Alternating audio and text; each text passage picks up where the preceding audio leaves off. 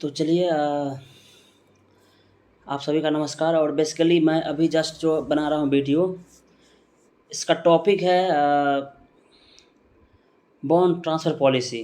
ठीक है, ये क्या है? ये है एक्चुअली, अगर मान लो कहीं पे आप ज्वाइन करते हो, ठीक है, कहीं पे अगर आप ज्वाइन करते हो तो किसी भी सेक्टर में, है ना, पीएसयू या मान लो बहुत सारे ऐसे ऑर्गेनाइजेशन हैं, गवर्नमेंट और सेमी गवर्नमेंट, ठीक है।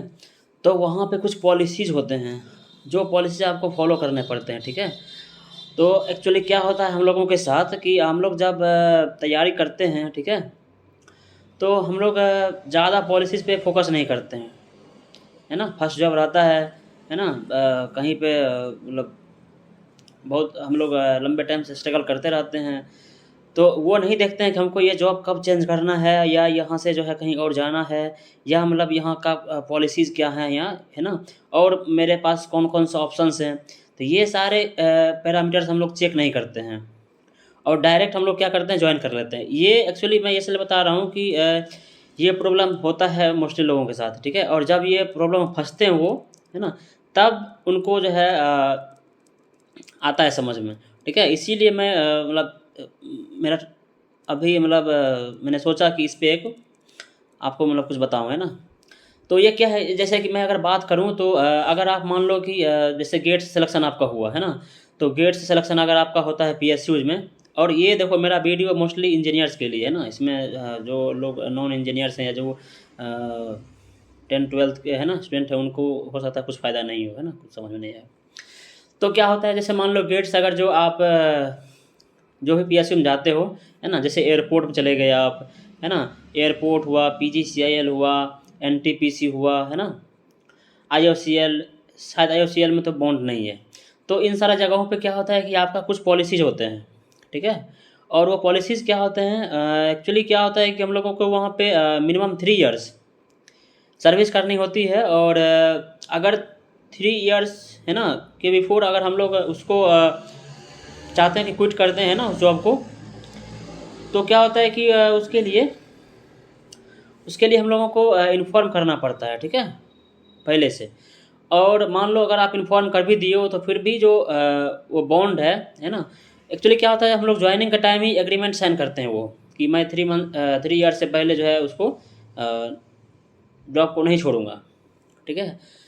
बट उस टाइम हम लोग उतना ध्यान देते नहीं है, ठीक है, ज्वाइन कर लेते हैं, है ना। मुझे हम लोग को लगता है कि चलो फर्स्ट जॉब है, ज्वाइन करना ही चाहिए, बट वो बाद में प्रॉब्लम करता है। तो ये एक्चुअली क्या, ये मैं क्यों बता रहा हूँ, ये मैं इसलिए बता रहा हूँ कि अगर जिन लोगों को भी लगता है ना कि उनका टारगेट कहीं और है ना, या उनका टारगेट जो है किसी और जॉब को करना है, या हो सकता है कि उनको 6 महीने या ना मतलब या 1 साल के अंदर कहीं और उनका चांस है हो जाएगा, तो वो लोग ट्राई करें कि एक्सटेंशन ले लें, है ना, एक्सटेंशन लेके और थोड़ा सा सब्र रखें। नहीं तो क्या होगा, कुछ के चक्कर में आपको हो सकता है और ज़्यादा ही आपको नुकसान वो है ना उठाना पड़े, जैसा कि हम लोगों के साथ हुआ। तो बेसिकली अगर अपना बताऊँ मतलब कि हम लोगों के साथ क्या हुआ, तो जैसा कि आप लोगों को मालूम होगा शायद, या नहीं भी मालूम हो, तो यूपीपीसीएल से पहले मैं डीएफसीसीआईएल में जॉब करता था, ठीक है। और डीएफसीसीआईएल जो है डेडिकेटेड फ्रेट कॉरिडोर, है ना, कॉर्पोरेशन ऑफ इंडिया लिमिटेड। तो ये क्या है कि मिनिस्ट्री ऑफ रेलवे का एक है ना एक विंग है, जो अभी इस्टेब्लिश हुआ है ना 10-15 साल पहले। तो ये एक पीएसयू है और इसका अपना सेपरेट एग्ज़ाम होता है।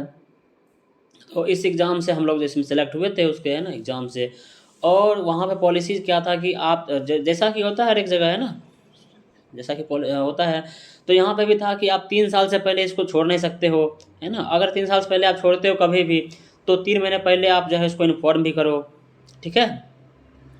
और क्या था, एक उसमें था कि बॉन्ड ट्रांसफ़र पॉलिसी, इनका बॉन्ड ट्रांसफ़र पॉलिसी भी है कि ये लोग चाहें तो आपको जो इनका बॉन्ड है वो कहीं और अगर आप जॉब करने जाते हो तो वहाँ ट्रांसफ़र करें। बट क्या है, हाँ, और एक साथ में एक और एनओसी का पॉइंट है ना। चलो एनओसी का मैं बात करूँगा अच्छे से ना, एनओसी के बाद में बात करता हूँ, पहले बॉन्ड का क्लियर कर लो। तो बॉन्ड में क्या होता है, एक्चुअली वही है, आपका जो है 3 साल से पहले आप छोड़ नहीं सकते हो, और अगर छोड़ते हो तो 3 महीने पहले आप बता दो उनको, और प्लस बॉन्ड तो आपको देना ही पड़ेगा। तो हम लोगों के साथ भी वही हुआ, है ना। हम लोग का फर्स्ट जॉब था, तो एक्चुअली हम लोग के साथ ये गलती हुआ, है ना, खासकर मतलब बहुत लोग जो ज्वाइन किए, बाद में सब लोग पछता रहे थे कि मतलब गलत कर दिया। हम लोग थोड़ा अगर रुक जाते, है ना, एक्सटेंशन ले लेते, तो शायद हम लोग का जो है जो बॉन्ड लग गया है ना, या जो भी हम लोग का इश्यू हो गया वो नहीं होता। तो इसलिए मैं बता रहा हूँ ये मैं ये नहीं बताऊँगा कि ये फॉल्ट जो है DFCCIL का है या कि किसी PSU का है। ये मतलब आपको खुद जो है इसमें डिसीजन लेना पड़ेगा, है ना। तो क्या हुआ कि हम लोग जो है एक्चुअली ज्वाइन किए, और वहाँ पे 3 साल तक तो था ही, है ना, और बाकी 4 लाख का बॉन्ड था प्लस GST। हालांकि बाद में GST उन्होंने हटा दिया, ठीक है। और इसी टाइप से अगर मैं बताऊँ, अगर आप NTPC ज्वाइन करते हो, है ना, थ्रू गेट, तो वहाँ पे 5 लाख का बॉन्ड प्लस वही आपका जो है 3 महीने पहले नोटिस पीरियड देना, है ना। और NOC, चलो NOC बाद में बात करूँगा। उसी टाइप से अगर आप एयरपोर्ट ज्वाइन करते हो, है ना, AA airport authority of India, सब सारे PSU थ्रू गेट हैं, तो वहाँ भी आपका 7 लाख का बॉन्ड है ना। और ये सारा अपडेट मैं तो बता रहा हूँ, ये सारा जो डेटा है अपडेट डेटा है ना, कोई ऐसा नहीं है। एक्चुअली क्या है कि DFCCIL का भी 4-5 साल पहले इसका बॉन्ड पॉलिसी अलग था, है ना। उस टाइम शायद 6 या 7 लाख का बॉन्ड था। तो अभी मैं जो बता रहा हूँ डेटा, ये अपडेट है। NTPC का 5 लाख प्लस 3 मंथ का नोटिस पीरियड, है ना। DFC का 4 लाख प्लस 3 मंथ का नोटिस पीरियड, एयरपोर्ट का 7 लाख प्लस 3 मंथ का नोटिस पीरियड, है ना। ONGC में शायद नहीं है ना। कोल इंडिया का भी वही है, कोल इंडिया का 3 लाख बॉन्ड है, 3 लाख प्लस नोटिस पीरियड, ठीक है। और जैसा कि UPPCL का मैं बताऊँ, UPPCL जहाँ पे मैं हूँ अभी, यहाँ पे भी 2 लाख है ना, 2 लाख प्लस GST शायद नहीं है, 2 लाख का बॉन्ड है प्लस 3 मंथ का नोटिस पीरियड, ठीक है। तो ये समझो कि आप 90% है ना, PSU 90% जहाँ भी आप ज्वाइन करना चाहोगे वहाँ पे ये सारा रूल्स होता ही है। तो क्या हुआ, हम लोग जो है एक्चुअली ज्वाइन किए, तो उस समय बस हम लोग पास यही था कि हम लोग का 6 महीना, है ना, 1 साल के अंदर तो कहीं ना कहीं ऑप्शंस हम लोग पास आएंगे। और ये जो है प्रॉब्लम सिर्फ मेरा नहीं, इसमें हम लोग बहुत सारे लोग, है ना, साथ में हम लोग फंस गए थे इसमें। तो यही हुआ सब लोगों के साथ, सब लोग का जो है 3-4 महीने ज्वाइन करने के बाद ही अपना, है ना, अलग अलग जगह रिजल्ट होना चालू हो गया, और वो लोग जो है फंस गए। अब एक्चुअली यहाँ चलो NOC की बात कर लेता हूँ। NOC हालांकि छोटा सा ही टॉपिक है। NOC क्या है? NOC क्या है, जैसे मान लो कि आप इसको बोलते हैं नो ऑब्जेक्शन सर्टिफिकेट। ये क्या है कि अगर आप मान लो कहीं पे जॉब कर रहे हो, ठीक है, और वहाँ जॉब करते हुए कहीं किसी और एग्ज़ाम का आप जो है फॉर्म भरना चाह रहे हो, या किसी और एग्ज़ाम में अपियर होना चाह रहे हो, इंटरव्यू में कहीं जाना चाह रहे हो, या मान लो कि अगर कहीं और सिलेक्शन लेना चाह रहे हो, तो वहाँ क्या होता है कि आपको पहले इन्फॉर्म करना पड़ता है जहाँ पे आप जॉब कर रहे हो कि हाँ सर, मैं जो है यहाँ पे जॉब कर रहा हूँ, और मैं फलाना जगह पे इंटरव्यू देना चाह रहा हूँ, है ना, देना चाहता हूँ, या मैं जो है मेरा ये एग्ज़ाम है, मैं एग्ज़ाम देना चाहता हूँ, या मैं ये फॉर्म अप्लाई करना चाहता हूँ। मतलब क्या है कि कहीं पे आप जॉब करते हुए किसी और जगह का एप्लीकेशन या कुछ भी करना चाहते हो जॉब के रिगार्डिंग, तो पहले आपको जो है अलाउ, मतलब है ना, पहले आपको अलाउ कराना पड़ेगा जहाँ पे आप करंटली जॉब कर रहे हो। तो उसी को बोलते हैं NOC। और वो लोग एक्चुअली NOC बना देते हैं कि मुझे कोई ऑब्जेक्शन नहीं है, मेरे तरफ से सारा क्लियर है ना, तो ये कहीं भी एग्ज़ाम दे सकते हैं। अब देखो एक्चुअली ये तो सीधा बात, सिंपल बात हो गया। अब इसमें प्रॉब्लम कहाँ पे आता है? प्रॉब्लम इसमें क्या आता है कि अगर मान लो कि आपने है ना, कहीं पे जॉब कर रहा है, आप कहीं जॉब कर रहे हो, और कहीं पे आप किसी और एग्ज़ाम का फॉर्म भर रहे हो, है ना, कहीं और आप एग्ज़ाम देने जा रहे हो, इंटरव्यू देने जा रहे हो, तो वहाँ पे क्या होगा कि वहाँ पे आपसे पूछा जाएगा, जहाँ पे आप जा रहे हो एग्ज़ाम देने, वहाँ से पूछा जाएगा आपको वहाँ पे कि क्या आप कहीं पे जॉब कर रहे हो। तो अगर मान लो कहीं जॉब कर रहे हो, आप बताओगे हाँ कर रहे हैं, तो फिर वहाँ आपको NOC मांगेंगे वो। और बहुत सारे PSU, बहुत सारे जॉब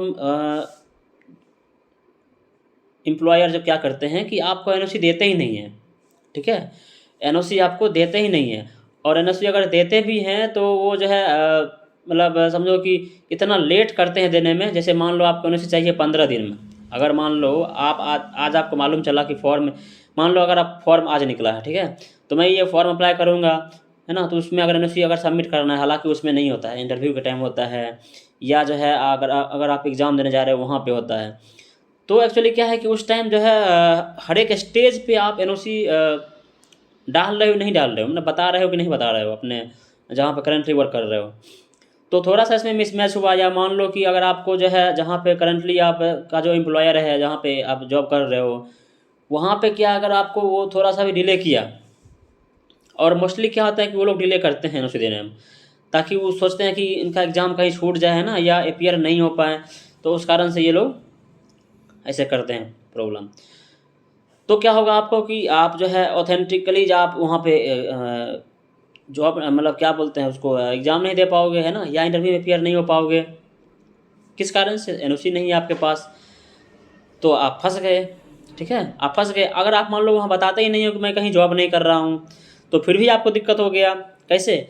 अगर मान लो आप बताते नहीं हो वहाँ पे मैं कहीं जॉब नहीं कर रहा हूँ, है ना, आप एज फ्रेश वहाँ पे बता रहे हो कि हाँ मैं फ्रेश हूँ, तो हो सकता है फिर कि आपका आधार से हर एक जगह लिंक्ड है ना, कि आप कहाँ पे जॉब करते हो क्या है। जैसे आपका पेंशन अकाउंट भले वो बंद है, बट फिर भी कुछ टैक्स वगैरह करते हैं, तो वो अगर आधार से लिंक हुआ, या अगर मान लो फ्यूचर में कभी मालूम चल गया कि ये कहीं और इससे पहले जॉब कर रहा था, है ना, और वहाँ से यहाँ पे आया था, फिर अगर आपको मान लो अगर कोई भी ऐसा डिटेल्स कभी चेक कर लिया फ्यूचर में, मालूम चल गया कि आपने कुछ डिटेल्स छुपाया है, तो फिर ये तो रिस्क हो जाएगा ना। हो सकता है कि आपको कुछ मतलब ऐसा मिल जाए, पनिशमेंट मिल जाए, या हो सकता है कि आपको डिस्क्वालीफाई ही कर दें वो लोग उस जॉब के लिए जहाँ पे आप जा रहे हो इंटरव्यू देने। तो यही प्रॉब्लम है। और बहुत जगह क्या होता है कि इंटरव्यू में अगर आप कहीं बताते हो कि मैं कहीं जॉब कर रहा हूँ, तो वो लोग बिना एनओसी का आपको इंटरटेन नहीं करते हैं। ठीक है, अगर आपके पास एनओसी नहीं है तो वो लोग कुछ मानते ही नहीं हैं। तो ये भी एक इश्यू है। तो इस कारण से मैं बताना चाहूँगा कि बस ये एक्चुअली देखो, अब ये एनओसी और बॉन्ड बॉन्ड का प्रॉब्लम है ना, ये मैं क्यों बता रहा हूँ, ये बता रहा हूँ कि ये आपको फेस करने पड़ेंगे। अगर मान लो आप पहली जगह फर्स्ट जॉब कहीं ले रहे हो, और लग रहा है आपको कि फ्यूचर में कहीं वहाँ से कहीं और शिफ्ट करना है ना, ये मेरा फाइनल डेस्टिनेशन नहीं है, यहाँ से कहीं और जाना है, तब आपको उस समय अलर्ट हो जाना है, सतर्क होकर आपको वहाँ पे अच्छे से मतलब मालूम कर लेना है आपको कि यहाँ पे बॉन्ड ट्रांसफ़र पॉलिसी क्या है, बॉन्ड पॉलिसी क्या है, नोटिस पीरियड का यहाँ पे क्या इश्यू है, और पास्ट हिस्ट्री क्या है उसका, वो लोग कैसे ट्रीट कर रहे हैं जो एम्प्लॉय को, है ना, जो पास्ट उनके पास एम्प्लॉय काम कर रहे हैं, और जो है एनओसी वो लोग दे रहे हैं कि नहीं दे रहे हैं, एनओसी का क्या चक्कर है। ये सारी चीज़ें पता करने के बाद ही वहाँ ज्वाइन करना। अगर थोड़ा सा भी डाउट हो आपको तो रुक जाना। आप 1 महीने 2 महीने का एक्सटेंशन आप ले ही सकते हो, 3 महीने का एटलीस्ट एक्सटेंशन ले थोड़ा रुक जाना, है ना, और पता कर लेना। ये उन कंडीशन में है जब अगर मान लो आप एज फ्रेश हो, जस्ट आपका बीटेक क्लियर हुआ है, मान लो आपका 1 साल भी हुआ, 2 साल भी हुआ, और आपको लग रहा है कि कहीं और मेरा ऑप्शंस है, उस कंडीशन में ये मतलब अच्छे से आप छानबीन करना। अगर मान लो कि आप ऑलरेडी है ना 3-4 साल से तैयारी कर रहे हो, 5 साल से, है ना, कहीं जॉब ही नहीं है और कहीं होने का चांस ही नहीं है, तब तो इतना कोई मतलब नहीं, तब तो आपके लिए वीडियो है ही नहीं है। आराम से आप ज्वाइन करो वहाँ पे बिंदास, और वहाँ पे जाओ, क्योंकि आपके पास कोई ऑप्शन भी नहीं है आगे, तो क्या ही करोगे आप फिर। हो सकता है मतलब अगर आपके पास रेयर चांस है, फिर इतना मत सोचना है कि क्या बॉन्ड है नहीं है। ठीक है, सिंपल ज्वाइन कर लेना आप। तो चलिए बेसिकली अगर मैं समरी कर दूँ, मतलब सारे बात को अगर समराइज़ कर दूँ, तो मैं अभी क्या बताया, मैंने बताया कि कहीं भी आप जॉब ज्वाइन करते हो फर्स्ट जॉब, तो वहाँ पे जो प्रॉब्लम आते हैं बॉन्ड के रिगार्डिंग, है ना, और एनओसी के रिगार्डिंग, तो यही मैं बताया। अब एक्चुअली वही है कि अगर आपको लग रहा है कि आप कहीं और जॉब, है ना, मिल सकता है ना, 1 साल के अंदर कहीं भी और, तो आप ट्राई करना, आप रुक जाना वहाँ पे, है ना, ज्वाइन मत करना। हो सकता है कि आपको एनओसी अगर नहीं दे वो लोग, तो उस कारण से हो सकता है आपको वो इंटरव्यू एग्ज़ाम भी छूट जाए। ठीक है, एग्ज़ाम में छूट जाए आपको, तो हो सकता है आप वहीं पे रह जाओ। और ऐसा बहुत लोगों के साथ हुआ है कि कहीं पे वो एक जगह गए और वहीं फंस गए, वो वहाँ से उसका जो है एनओसी नहीं कभी इश्यू कर रहे हैं। मैंने बताया आपको ना, अगर आपके पास एनओसी नहीं है, मतलब हुआ कि आप जहाँ पे जॉब कर रहे हो तो वहाँ से आपको अलाउ नहीं दे रहे हैं वो, कि आप मेरे यहाँ जॉब करते हुए कहीं और आप इंटरव्यू में एग्ज़ाम में अपीयर हो पाओ। ये उनका मर्जी है ना, ये उनका मर्जी है। अगर वो नहीं दे रहे हैं तो हो सकता है भले आप मान लो केस करो, या मतलब कोर्ट जाओ, या कुछ भी अपना लीगल एक्शन लो, बट वो तो ठीक है, मान लो वो तो बहुत लंबा रास्ता हो गया। अगर शॉर्ट में मान लो आप अपना जॉब देखोगे ना, कि उतना सोचोगे कि लीगल एक्शन ले, यही होता है। इसीलिए मैं बताऊंगा कि अगर कहीं भी आप जॉब ज्वाइन करने जा रहे हो, और पीएसयू, और अभी एक्चुअली ये उन लोगों के लिए जो अभी जस्ट गेट है ना दिए हैं, और 21-22 के पास आउट हैं, है ना, 20-21-22 के पास आउट हैं, और उन लोग को उन लोगों को कोई वो नहीं है, क्या बोलते हैं, एक्सपीरियंस नहीं है, कुछ पता नहीं है ना, तो प्लीज़ आप लोग अच्छे से एक बार ये इसको चेक करना, ठीक है। और थोड़ा सा वीडियो मतलब उसमें नहीं होता है प्रॉपर, बट ठीक है, आप लोग मतलब पॉइंट को मतलब समझो कि मैं क्या बताना चाहता हूँ, है ना। एडिटिंग और ये पॉइंट टू द पॉइंट हो सकता है मैं नहीं बता पा रहा हूँ, बट जो बता रहा हूँ उसको आप ध्यान से समझोगे तो हो सकता है कि मतलब आपको पता चले कि मैं क्या बोल रहा हूँ, ठीक है। तो आप जो है अच्छे से उसको चेक करना, हमेशा चेक करना कि उसका जो है हिस्ट्री क्या है, उस पीएसयू का हिस्ट्री क्या है, उस पीएसयू के जो कैंडिडेट्स हैं उनसे बात करना आप कि उनका उसका जो है क्या बोलते हैं, बॉन्ड पॉलिसी क्या है, बॉन्ड ट्रांसफ़र पॉलिसी क्या है, ठीक है, एनओसी का क्या है चक्कर, नोटिफिकेशन का चक्कर क्या है ना, ये सब पता करना। और चलिए वीडियो थोड़ा लंबा हो जाएगा ये, इसलिए मैं अब एक और पॉइंट बच रहा है मेरा कि जो है इसमें रियल इश्यू क्या होते हैं और हम लोगों को क्या इश्यू फेस करना पड़ा। तो चलिए उसके रिगार्डिंग मैं एक वीडियो और अपलोड करूँगा इसके जस्ट बाद, है ना, तो आप लोग उसको भी देखिएगा। और चलिए फिर मिलते हैं नेक्स्ट वीडियो में, ठीक है। और आप लोगों को अगर लग रहा है कि मतलब किसी और टॉपिक पे वीडियो चाहिए तो आप लोग उसको भी मतलब कमेंट करो, बताओ, ठीक है, तो मैं ट्राई करूँगा उसके लिए, ठीक है। और चलिए आप लोगों को बेस्ट ऑफ लक, आप लोगों को बेस्ट ऑफ लक, और आप लोग अच्छे से जो है अपना काउंसलिंग कराइए, है ना, हर एक पीएसयू में जहाँ जहाँ भी फॉर्म निकल रहा है। और चलिए बेस्ट ऑफ लक, है ना, बाय बाय।